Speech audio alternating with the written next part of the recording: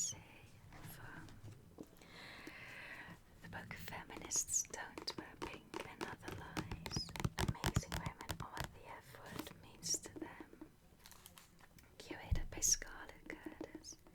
I am going to be reading the essay Tell Him by Jameela Jamil.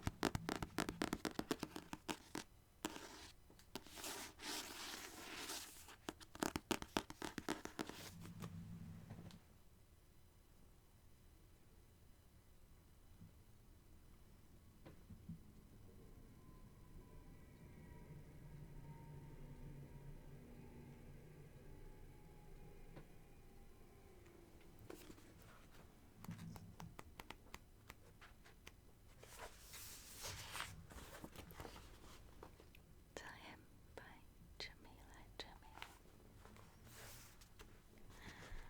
Bloody hell, where do I start? I suppose when writing something about feminism, I can't help but feel that it's not only us who should be learning and growing, being armed with motivation and understanding.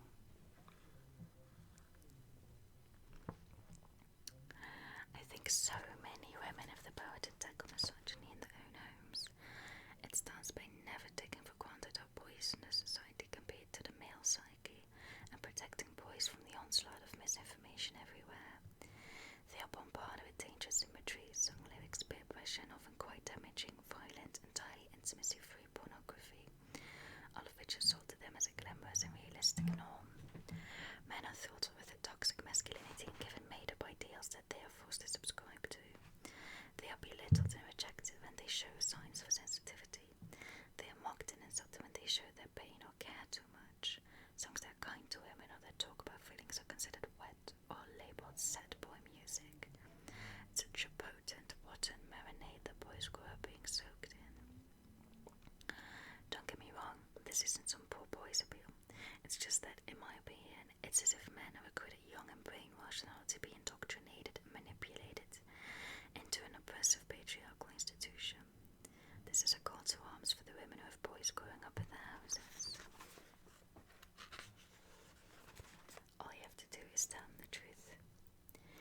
We have a lot of work to undo. Mothers, sisters and aunties, I implore you to take this little sponge and rend them sodden with humanity and an understanding of women.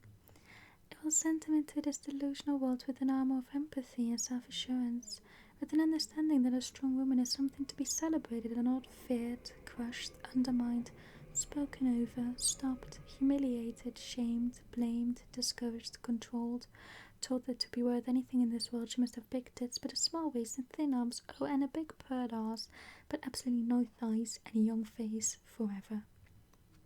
All you have to do is tell them the truth. Tell them what happened to us.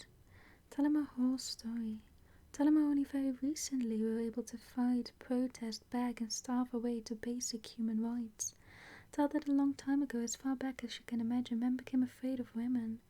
Women could make people inside their bodies. They could feed those people using just their bodies. They had an extreme and quite scary tolerance for pain, and were distracting and beguiling for men. On top of all this, we were equally able to learn to hunt, to keep ourselves and our kin alive, and we have tits. Tits. Who doesn't love tits? Whatever size, they are simply fantastic. Men feared that, other than their semen, women had little need for them. Actually, now with science, 2 women can have a baby using only their eggs, and the child will always be a girl because there's no Y chromosome. So we don't need men anymore. And I'm not trying to make a thing. Never mind that. Men feared that. And actually we were very self-sufficient and tough, while at the same time being able to arouse men and sometimes drive them quite mad with love, lust or possessiveness. Am I a woman? Or am I just missing out on that? We had quite a lot of power. And so using the only thing they had over us, physical power, men fearmongered an entire gender into submission and controlled us for thousands of years. Tell them that we work the same hours with the same skill sets and the same qualifications and get paid much less, just because we were born with different chromosomes. Tell him we were only recently allowed to choose who we love rather than be sold by our fathers to the highest bidder, however unattractive, unkind, unsafe, boring, or all their men may be, with no question as to what we wanted.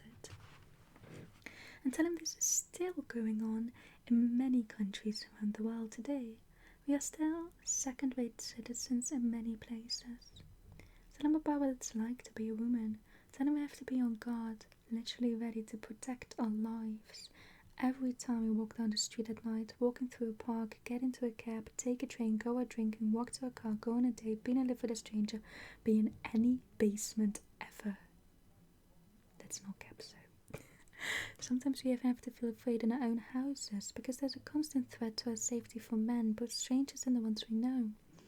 Make him sympathize with us and feel protective over us. Time to cry when he is sad. Tell him how important it is to talk about his feelings.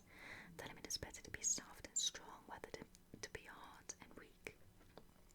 Never let anyone tell him to stop being a girl when he is showing sensitivity. By knowing our ridiculous prescribed gender roles, we will come closer together and no longer be such a mystery to one another, which would dilute the fear and mistrust men have towards us. And by making him a more mentally stable and secure person, you will greatly lessen the likelihood of him being swayed by insecure and pathetic patriarchy. Treat him with kindness and empathy. Make him feel safe. Do not betray his trust. Your relationship with him will shape his entire outlook on women. So in every girl who looks at you will see you and feel love and respect.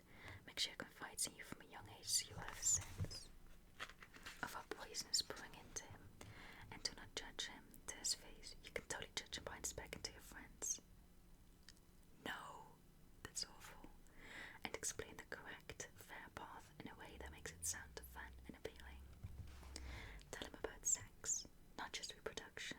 Sex. The pleasurable fun part of it. The joy of equal pleasure and enthusiastic consent.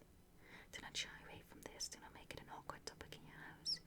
If you push him into the shadows, he'll find porn up in there, and that will become his teacher. And nobody wants that shit. Nobody. Learning to have sex from porn is like learning how to drive from the Fast and the Furious. A bloody horrendous idea.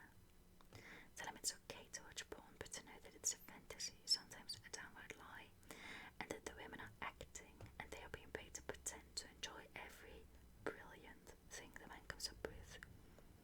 Explain to him that real women are specific and nuanced, and that sex where she feels wanted, appreciated, and catered to will be 10 times better than when she's doing what he wants to do, even though she isn't in the mood, just because she is afraid of disappointing him. That's not sex. That's just a wank he's using a woman's body for. I'll show him a documentary about the truth behind porn. Scarm for life. Is Jameela Jamil a mother? Because I'd be scared. Tell him about the history of the word no for women, and how new it is to our vocabulary, and how if he were to abuse our historical conditioning to bend to the whims of men, it would be the greatest sin and sign of weakness he could show. And when it comes to sex, tell him technical consent isn't a gold standard but a complete basic foundation.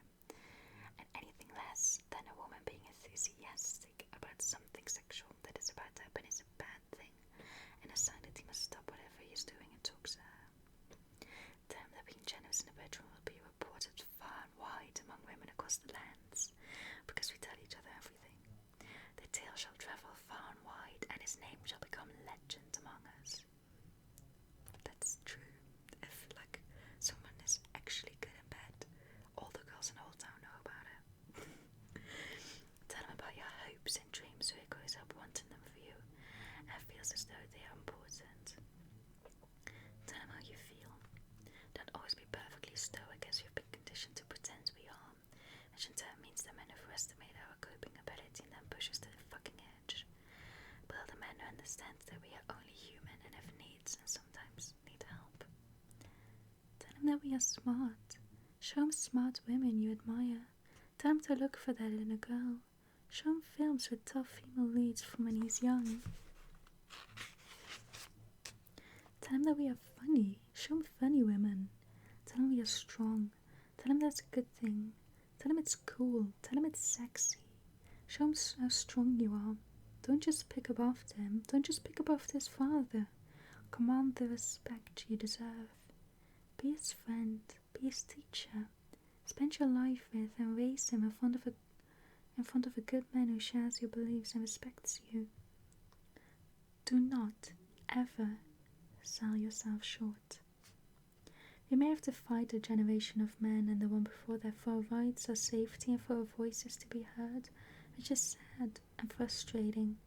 But we have a golden window of opportunity to completely shape the future of our entire society from our living rooms. Build these men from scratch to fit women rather than to take up all the space and force us to compact ourselves to the little corner allocated to us by them. God, it must be pretty amazing to overcome all of this shit. Tell him.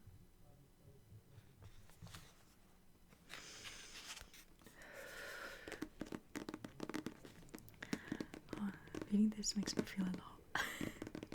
It is so inspiring and so powerful, but it also makes me really sad. Especially the end. Tell him what we've been through.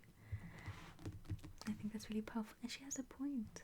Especially for those people who feel like women belong in the home and should be raising their children and men deserve to go to work. You are just trusting us to raise our children the way we want. So that's what we're gonna do. But yeah, seriously, Jameela Jamil made some jokes. I hope they were jokes about raising your child, but the point is, raise the men in your life right. And another essay that I read in here was a mother and daughter, a mother talking to the daughter about how she protects herself when she goes out, not just meet random men of dating apps and all that stuff, because it's dangerous for women to just be alone outside. And the daughter wrote that now that she had children, she hoped that she would never have to have that conversation with her daughter, but she will, because nothing has changed. But we can make a change. One generation is all it takes. So, thank you for listening.